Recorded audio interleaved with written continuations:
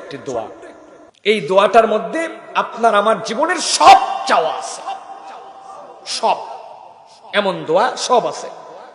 আপনি সিজদায় গেলেন, আপনি সিজদায় যাওয়ার পরে মনে করবেন যে আল্লাহ, আমি তো সেই মানুষ যাকে একমাত্র তুমি দাঁড় হয়ে থাকার মতো তৌফিক দান করেছো। পৃথিবীর কিছু প্রাণী আছে রুকুতে, কিছু আছে সিজদায়, আর মানুষ একমাত্র দাঁড়াতে পারে, সেখান থেকে রুকুতেও যেতে পারে, সিজদাও যেতে পারে। আমি সবচেয়ে দাঁড়ানোর ক্ষমতা যে দিয়েছিল, এখন আমি সিজদায় গেছি, আল্লাহ আমি সবচেয়ে নিচু হইলাম, হওয়ার পরে এখন ঘোষণা দিচ্ছি সুবহানা রাব্বিয়াল আ'লা, সুবহানা রাব্বিয়াল আ'লা, সুবহানা রাব্বিয়াল আ'লা, আমার রব সবচেয়ে উপরে।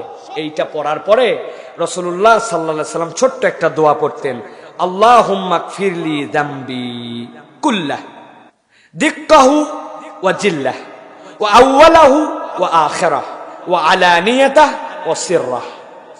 কি বলতেছেন আপনি? আল্লাহুম্মা গফিরলি যামবি কুল্লাহ, হে আল্লাহ, আমি না এখন মাটিতে মাথা লাগাই দিছি, আমি না বলছি তুমি সবচেয়ে বড়, এখন তোমার কাছে আমার একটা আবদার আছে আল্লাহ, আল্লাহুম্মা গফিরলি যামবি কুল্লাহ, তুমি আমার সব গুনাহ মাফ করে দাও। এরপরে বলতেছেন দিক্কা ওয়া জিল্লাহ। দিক্কা মানে কি?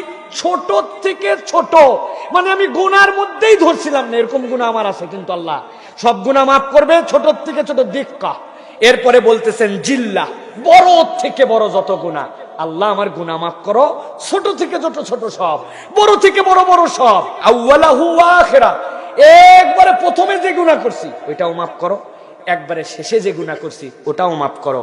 ওয়া আলানিয়াতাহু ওয়া সিররা, আল্লাহ কত গুনাহ তো প্রকাশ্যে করছি সেটাও মাফ করো, আর যেটা গোপনে করছি সেটাও মাফ করো। এই দোয়া যদি কোনো বান্দা হৃদয়ের অনুভূতি নিয়ে করে, সিজদাতেই আল্লাহ তার জীবন মাফ করে দেবে। তাহলে সুবহানা রাব্বিয়াল আ'লা, সুবহানা রাব্বিয়াল আ'লা, সুবহানা রাব্বিয়াল আ'লা, আমি সেই সৃষ্টি যে দাঁড়াতে পারি, রুকুতে যেতে পারি, হালতেও পারি, আমি এখন সবচেয়ে নিচে, তুমি সবচেয়ে বড়।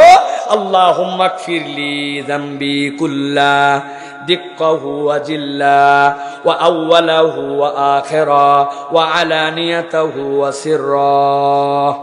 এইটা যদি কোনো বান্দা একবার বলে, আর তার যদি বান্দার হক নষ্ট করার গুনাহ না থাকে, শিরিক যদি না থাকে, আল্লাহ তার সব গুনাহ মাফ করে দিবেন।